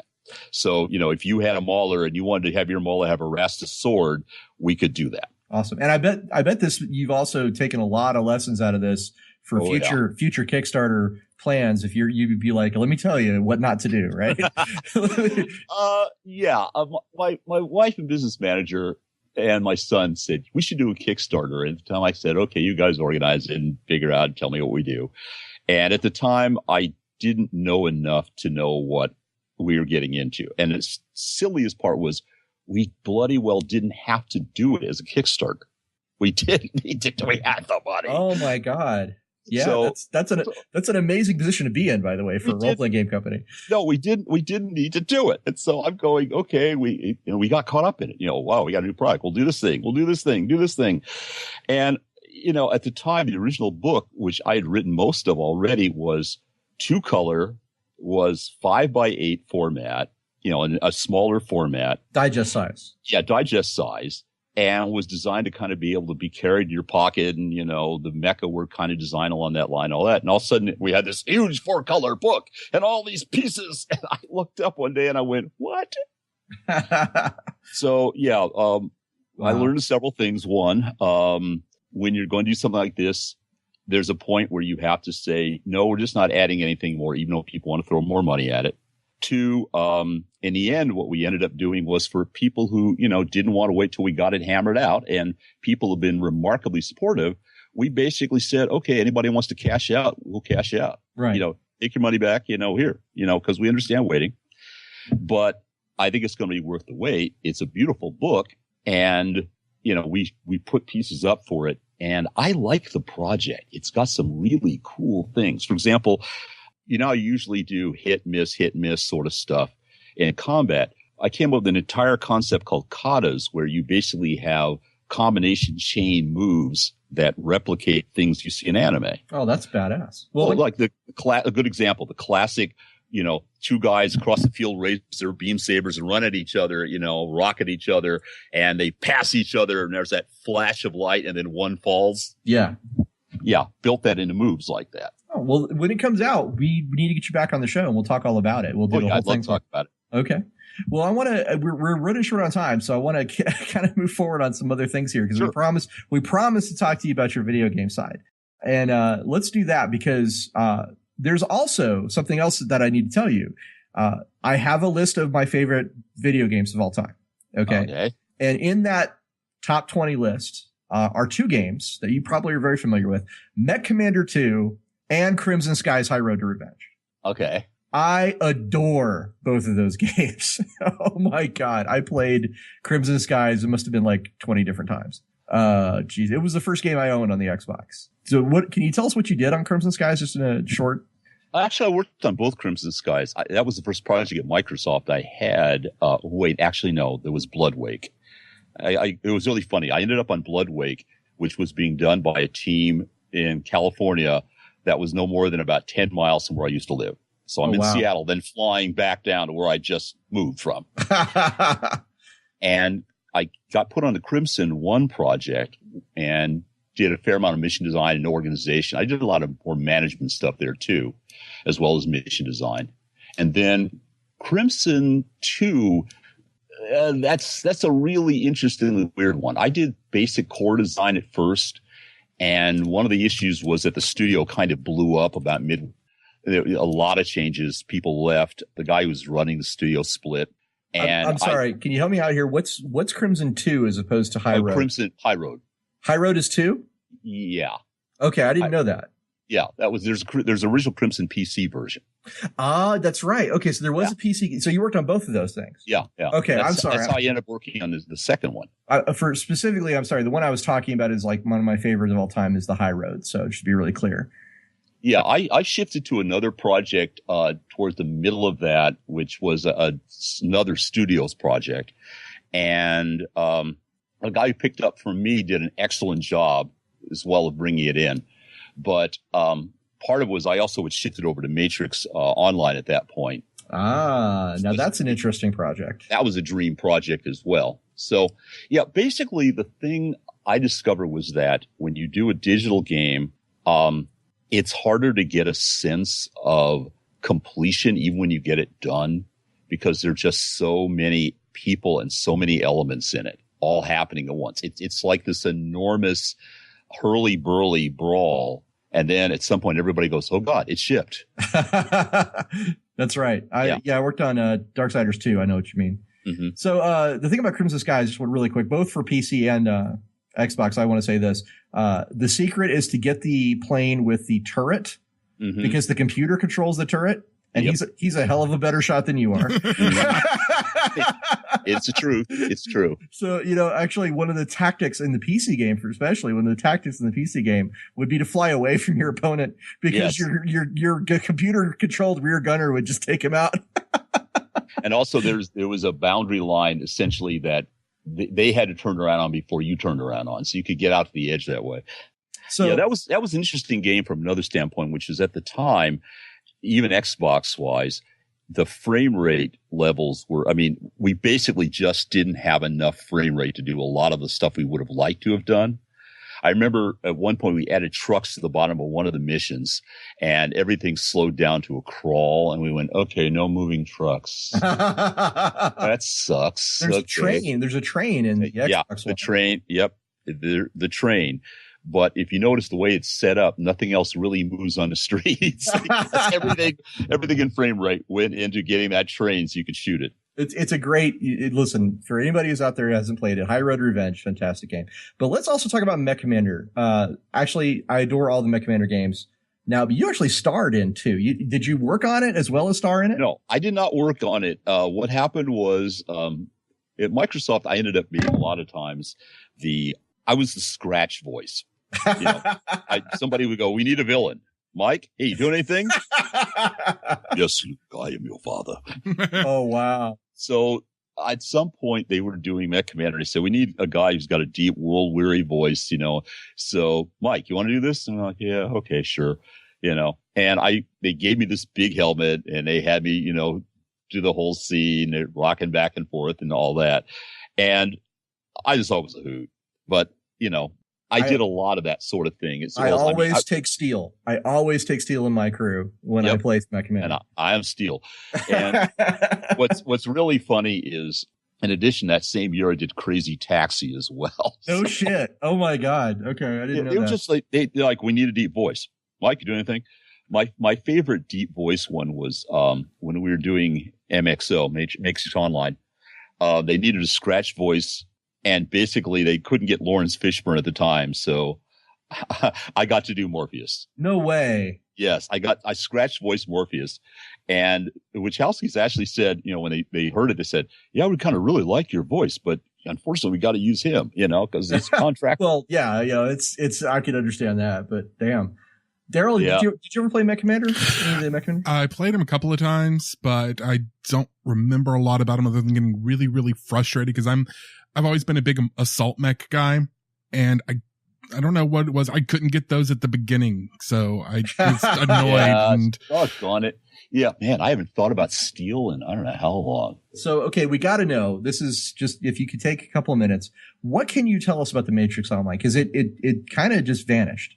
I can't tell you a whole lot. Basically, I split, went on to teach, I think, then. And what happened was they changed studios, and we changed studios in MXO like at least 3 times that I remember. Last time was about when I was leaving, was they went over to Warner Brothers. They went over to Warner Brothers.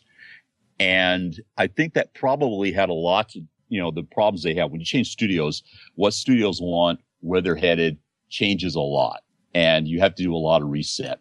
So yeah, in the final analysis, I wasn't there for the launch. I did a lot of freelance stuff for them in between when I split and went on to the next project I was on. So I was still doing MXO stuff while I was doing one of the other projects I was working on at that time. Okay. So yeah, I can't give you a whole lot on that. Yeah, it ran for 4 years. Yeah. Came out in 2005. Right. I never played it, I gotta be honest with you. So this was when I was still in recovery from Ultima Online, so I was avoiding any MMOs like the plague. But I had friends who played Matrix Online, and they really liked it when it first came out. And then there was something that happened that like was a major change. Like they complained about nerf this class, nerf that, and nerfed this, and blah blah. It's ruined now. I don't want to play anymore. But they had some really cool sub-organizations. Like they had E Pluribus Neo, which I thought was cool. And they had the Cypherites, which I was like, oh, this is cool. They're doing like factions based on characters. And that sounds like something I could see happening in the Matrix, Yeah, I think over time it began to find its own space again. But, I actually had split before launch on that one.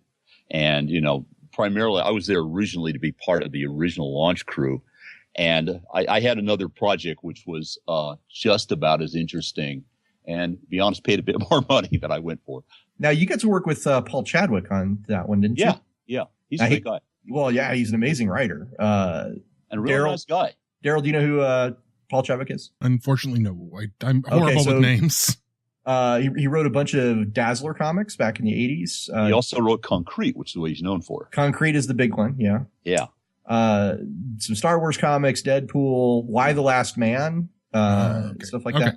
He's a pretty Concrete is where I know him from as well, but and he's an artist too. He's like a Renaissance man. So I probably know him from Why the Last Man. Then why not? That's what I always say. Anyway, moving on. So now we're going to give you a big chunk of time here. We want you to tell us about this thing that we're just both.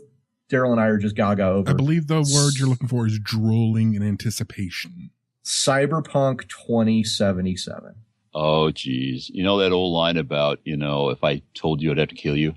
I'm going to preface this by saying that the rule at CDPR and at TAL is that, much like Fight Club, you don't even mention 2077. What I can tell you is some run up to it would give you some ideas. Whatever you feel like you can share with us is awesome. We're both big, huge fans. We can't wait for it. And I got to tell you, I think CD Projekt Red is the perfect studio. They are the perfect studio. I mean, and the thing is when we first, encountered them, I knew because I'd done MXO that as well as we had done a cyberpunk version of an MMO with a team in Singapore, like about 10 years earlier, I knew it was going to be a really tough sled. But what I saw was some of their capabilities when they were working on Witcher 3. And I was impressed. I mean, I don't think they knew that I had worked in digital. And I showed up and, was looking at it from the standpoint of what I would do if I were looking at a studio outside of Microsoft. So basically what they have going for them is, one, a really good knowledge of the material. They I believe forgot about the material. They have a love of the material and they have capability and they really care about the people who use their product. A lot of what we found is that they have much the same kind of love of the people who play our stuff and the desire to create something that we all would like. that is kind of a core value that we have over here as well. What I know is that, or what I can talk about is the graphic stuff I've seen is freaking awesome, and I wish I could show it to you. There are some things that they've shown me run-throughs that are just like, wow, you took that right out of my head. That's amazing. And it's going to be spectacular from everything I've seen. Well, I can only hope that if it's as amazing as their Witcher games, that we will also eventually have a Cyber Generation RPG, because that would just be awesome. No comment. Oh my God. Okay, so we've seen the trailer, right? And everybody's drooling over the trailer. This has got to be amazing for you, because you've got two worlds. You've got your digital world and your tabletop world, and they're coming together in a pretty amazing way right now. So let me ask you this: like, if looking back over your digital career, what's the video game you're most proud of? Your favorite child?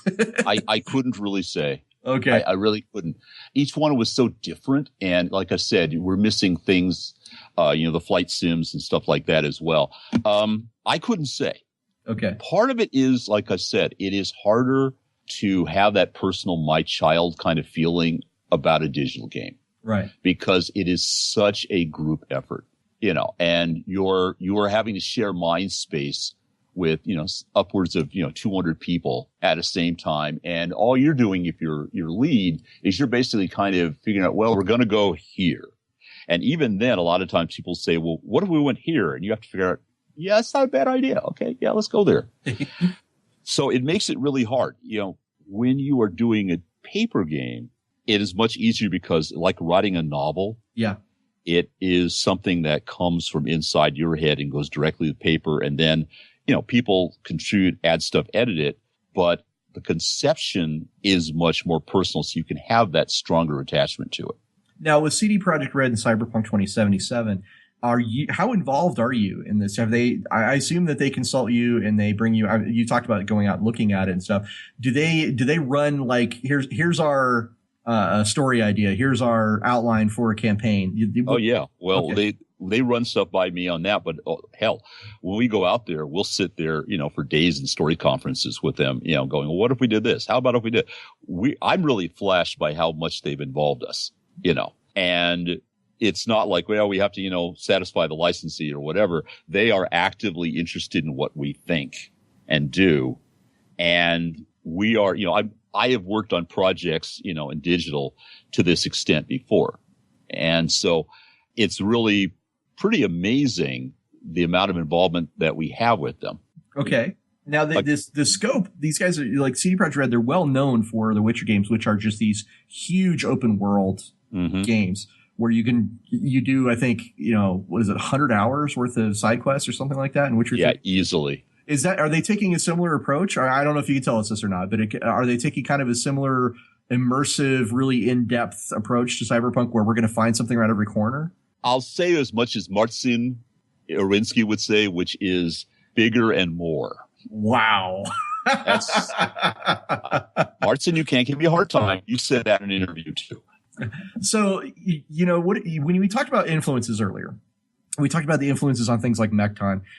With your influences on Cyberpunk 2020 and of course now 2077, can you tell us like what are your probably top three, other than literary, because we've gone over some of the stuff you talked about literary wise, other than literary and I guess we've also said Blade Runner. So apart from those, what are your influences on the Cyberpunk 20XX setting?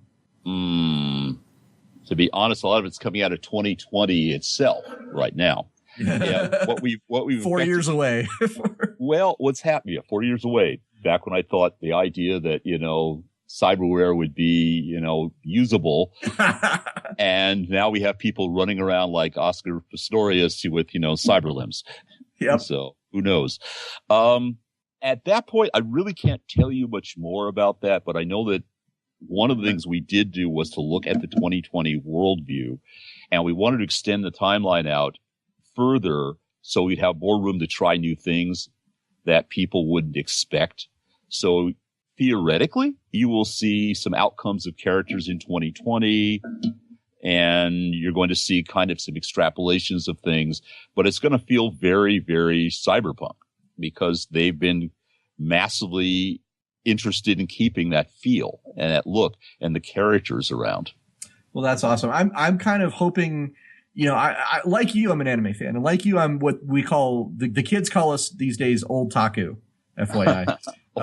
Old yes. taku, yeah. But for me, like the thing I'm kind of hoping to see in Cyberpunk 2077, I'm really hoping to see some of that world that was shown to us in like AD Police. Mm-hmm. The man that bites his tongue and the stuff like that, that whole RoboCop, Blade Runner mashup with, shades of iRobot thrown in there. I really kind of want to see that. To me, that's, I think, what I'm really hoping to get a piece of. Well, some of those elements are directly in Cyberpunk 2020. Right. That's what, what I figured probably. I mean, BGC, for example, we effectively took Bubblegum Crisis, and there were a lot of huge holes in what that background was. Yes. And big time. And basically, it was kind of an amusing story. It was, Benjamin Wright did a lot of the kind of extended world creation in that. And they liked it so much they actually incorporated elements of it into the next Bubblegum Crisis. The 2040? Yeah. Okay. So they actually incorporated elements into it. But we've been through 2020 exploring some of those things, starting with Ghost in the Shell and Appleseed and so forth like that all along. Right. So those elements, have to come forward in some respects. Anyway. Appleseed was the second thing I was going to jump into as a possible influence. So yeah. Yeah, Appleseed was an influence on us, particularly as Cyberpunk, developed over the years. Okay, so we're really close to the end of the show here. I want to just throw out one last thing for the listeners as far as your history and accomplishments. As president of Gamma, you were involved in a landmark moment, which was the arbitration between Palladium Books and Wizards of the Coast in a lawsuit about a book called The Primal Order. Oh, yeah. Wow. And this helped set the stage for a bunch of things that came later, not the least of which is Magic the Gathering. Mm-hmm. So can you tell us a little bit about that? Well, how much can I legally tell? That's an interesting question. That's a good point. Yeah. We are not a lawyer. None of us are lawyers. But I hire a lot of them, believe me. I've seen more lawyers the last 3 years than I could possibly imagine. And I'll leave it at that. The upshot is that a large part of that, I think, was a misunderstanding, and both parties were friends of mine. So I don't think that at that point, Wizards of the Coast, Guardians of the Water guys really understood how Kevin cared about his products and so forth in their names. And Kevin is a fighter and he protects his stuff. You grow up in Detroit, you gotta. And at the same time, he's a pretty straightforward guy. And I knew him from, way back. And all I really did was to basically sit down and say to both sides, look, what do you want? What do you need to, to have this work out? And nobody had stopped really at that point to talk to Kevin and find out where he really was on it. And, I was able to do that. And in the end, he's not a vengeful dude. He's going to protect his stuff, but he's pretty straightforward and straight-ahead guy. So, we talked, and I was able to go back then to the WotC guys and say, hey, this is what we need to do to make everybody happy. And they were happy to do that. Everybody worked something out. And, my job as president of Gamma was to make sure that happened. The last thing we need in a business this small where everybody is effectively friends, neighbors, sometimes partners, because this is a really small industry in a lot of ways. It's tiny. Yeah, it's tiny. You don't need to have a fight in a family. You need to work it out. Absolutely. So we're actually at the final bit here, so I'm just going to quickly ask Daryl. Daryl, this has been a great conversation. It's one of the first times we just talked about like a body of work. Yep. Really. So I got to ask you, what do you think? What are your final thoughts on Mike Pondsmith and Artal and all the great stuff that's going on there? Please tell me more stuff about Cyberpunk 2077. I'll let you kill me afterwards if you have to. I can't. I can't. Okay. I'd like to point out that all the guys I know in Poland are very, very tall, quiet, serious guys with a good sense of humor. Send the KGB guys after me. I will die happy at least, knowing something. So what you're saying is you're really excited. Curiosity may kill this cat. It will kill you. Anything else you want to say, Daryl? No, but seriously. I can't tell you anymore. Seriously. No, but more seriously, yeah, Mike's work has spanned an awful lot of gaming and has been incredibly influential on pretty much every single game or game concept I'm really into. So it's been an absolute honor to have you on the show. Well, thank you. I feel like I'm really ancient, but I'll get over that soon. Well, speaking of longevity, just really quick, it is important to point out that Mike's been making games or been involved with games since Star Wars came out. Where 1977, he started doing stuff in the 80, like, right after. So we're talking about, as long as Star Wars has been part of culture, so is Mike Pondsmith. I've been trying to avoid it, but you kind of pushed me into the corner. You have been involved in tabletop role-playing games as long as I have been alive. I was born in 1980. Yeah, see, my son can say the same thing. And the scary part is now he's a game designer. Yep. That's awesome. Yeah, he's currently working on the Witcher RPG. Oh, that's fantastic. Yeah, he's doing the tabletop game, and it wasn't my idea, it was his. That's badass. He came to me and said, "Hey, I'm going to go talk to the Witcher guys and pitch the idea at them." And sure enough, he walked in, started talking to them, and they said, "Yeah, that sounds really good." It's fun what you can accomplish if you just ask for it sometimes. His design is excellent. I'm really, really impressed. Cool. He must have gone somewhere to learn how to be a game designer, so he didn't get it from me. Well, we'll have to have him on the show at some point when that comes out too. Yeah, I think you'll enjoy him. He's quite a character. Okay, so my final thoughts are basically the same as Daryl's. You guys heard it from the very beginning. Mike Pondsmith, one of my favorite game designers of all time. We met very briefly. Him to say that. We met very briefly at a Gen Con a few years ago, but I don't know if you remember me. But it's okay because going to be at Gen Con this year. No, I will not actually. Rats, I'm kind of avoiding it. But honestly, I will remain one of the biggest fans of your work, probably until I die. So there's not much else to say about that. Mike, can you tell us and the listeners if they want to find out more about you and what your latest thing is, and maybe if there's any conventions you're going to be at coming up that they could find you, what those would be? Well, I have been invited to do a guest shot at this year's Gen Con. Awesome. So if they want to come to Gen Con and, ask me questions and show me their Cyberpunk character, I'll be there. Okay. Gen Con, anything else coming up? Right now, I am so insanely busy, and I'm probably going to be leaving Gen Con, turning around and going back to Poland for a while. So my schedule's kind of full, and mostly places where people aren't going to be able to follow me. Okay. And if they want to know more about you, they should go look at? At this point, we're going to be doing a little more active stuff on the Talsorian games site, and so they may want to check there. Beyond that, kind of everything I do is out there and people can see it. It's all in the work. You do have a fairly extensive Wikipedia page. The terrifying part is I did not write that Wikipedia page. Somebody else wrote it. I think that's the rule. I think somebody else has to write it. Yeah, I came back and said, I did that? What? No, it's funny. I meet this guy. What's funny is I've heard people say, it's like, I wanted to go in and fix something. When I went to fix it, they told me that I wasn't a good source on me. Yes, I have had that happen. And one thing we didn't mention are all the little things you did on stuff like Forgotten Realms, Oriental Adventures, Dungeons and Dragons, Buck Rogers 25C, all kinds of stuff that you touched in various ways over the years. So I did have one further thing before we close out. One thing is I'm going to kick myself because I've forgotten up to this point.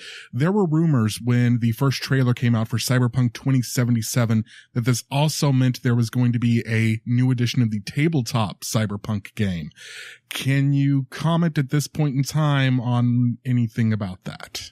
Well, there was actually going to be a new edition that was going to update a few things. For example, cell phones are no longer going to be the size of bricks. I thought that was probably a good idea.